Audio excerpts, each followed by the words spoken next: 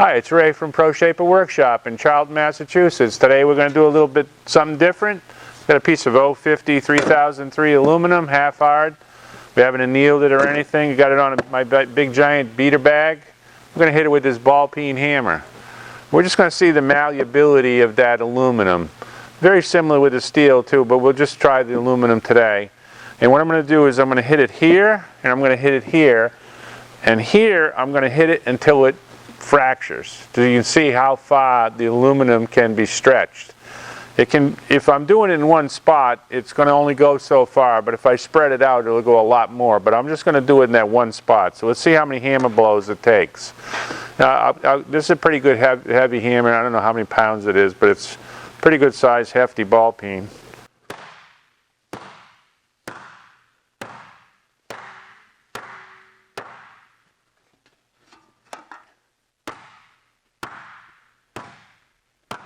Trying to hit it in the same spot.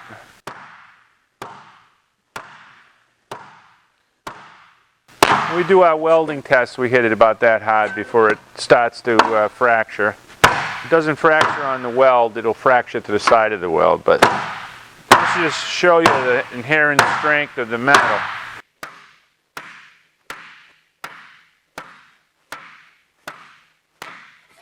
No fracture yet.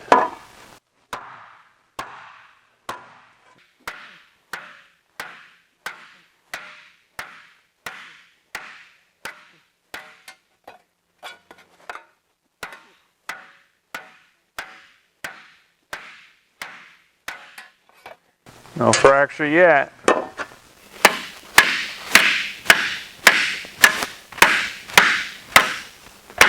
My arm's getting tired.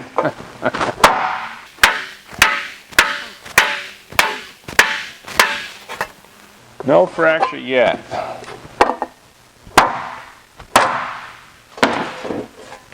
Let's hold it there. You can see, no fracture. That's a pretty good sized bump. And I always say metal is clay, so instead of doing the two, let's just do the one. My arm's not going to hold out for the two. So let's shrink this back flat again. I'll show you how we do it.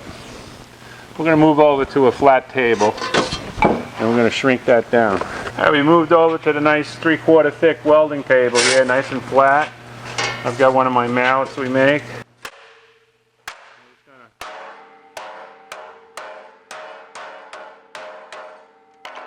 Crunch those gathers up. So you can see we're up about, a little over 3/4 of an inch. There's no fractures showing or anything. So we're going to clamp this up. We're going to light up the torch.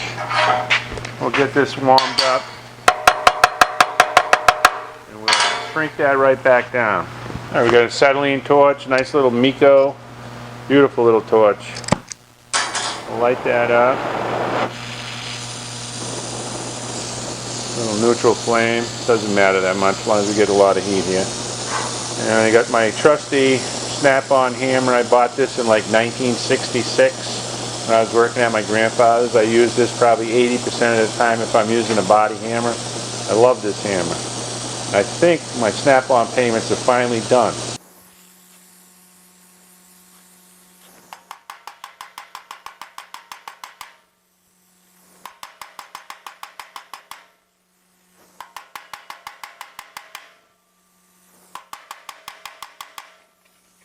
I just want to heat this up a little bit. It's pretty thin right here, so it's going to have to thicken up.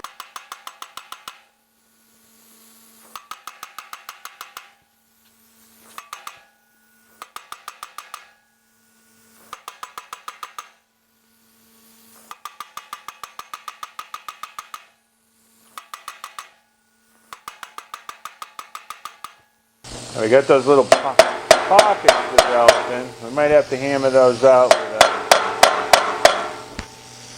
Otherwise they'll get too hot of a crease around the edges of them.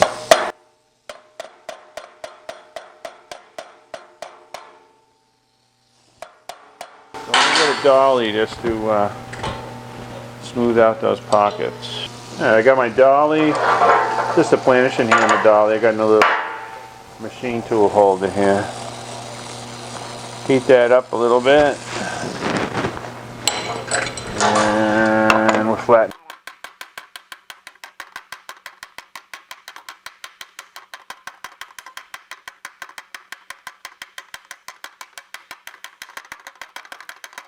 So get rid of those little pockets. Put this back on the flat bench here. Light the torch up again.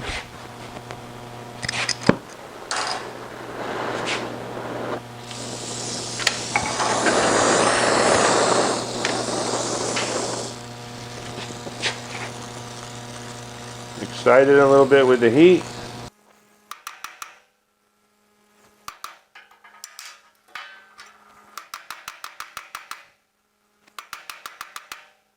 Trick here. A little bit at a time. Incremental.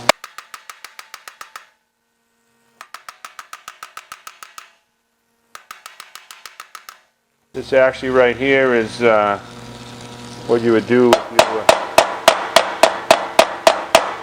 doing repousse and chasing. You create the volume and you chase it back again.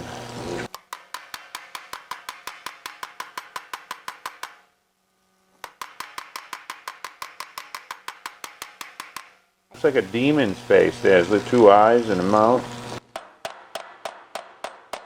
If you had little chasing tools, you could really enhance that whole look.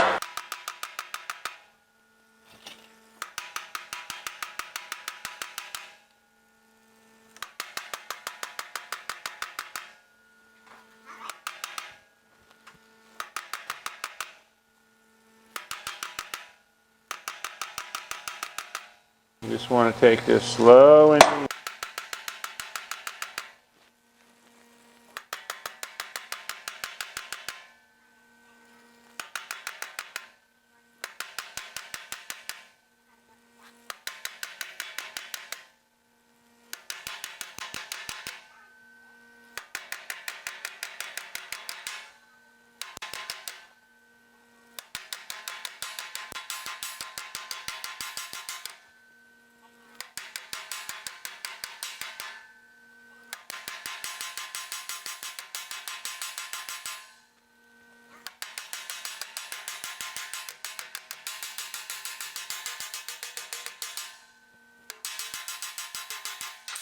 I was hurrying a little bit.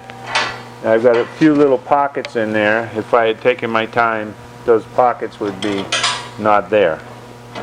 But not bad. If we cut this with the bandsaw now, it would be pretty much the same thickness. And that would wheel out. We can wheel that out and it'll probably look pretty decent. Let's do that. I'm going to cut right now. Go over to the wheel. I'll wheel it for a few minutes and see what happens. Alright, let's wheel it out. See if we can get it to shine up.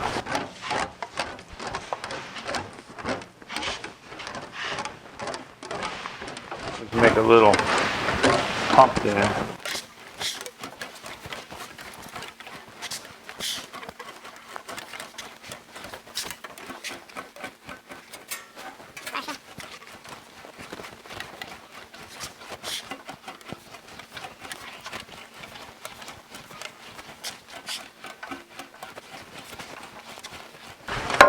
See what's happening there is this is all cold forging now back together, and that all this stuff will go away in a few minutes. Watch this. We'll probably puff it up a little bit, but it'll all go away. That happens often when you elastic stretch on a beater bag with a mallet.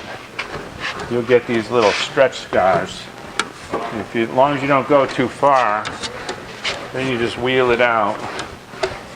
And those little stretch marks will go completely away. And you can see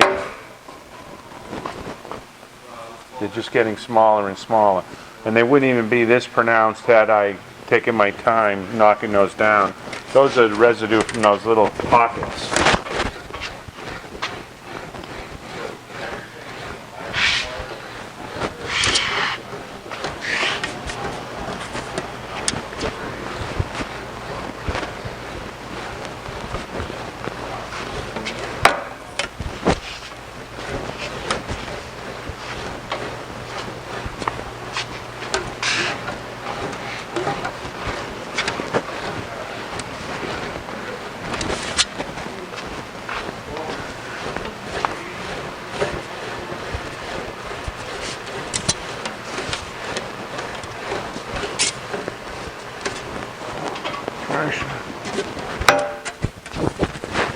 Now, this is a typical thing you should probably know.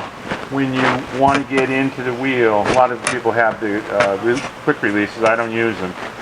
You just go in at 45, even there's a lot of pressure to let you right in. This has a ton of pressure on it right now.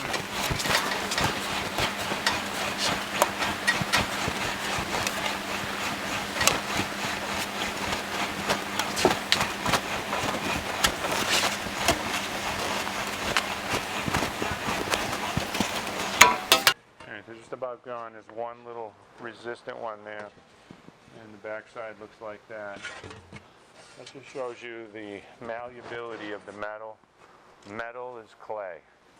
You can stretch it, you can shrink it, you can stretch it, you can shrink it, you can stretch it, you can shrink it.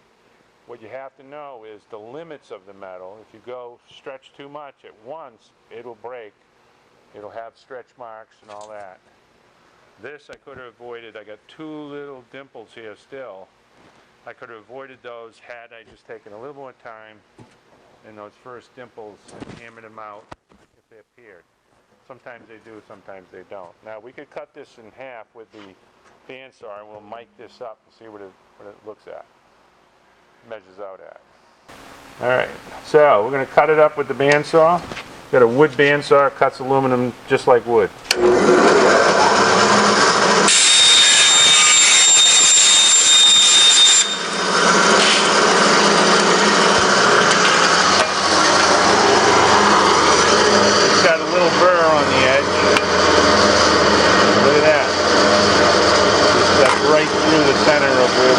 It out so much. Metal and splay. Wray from Pro Shaper.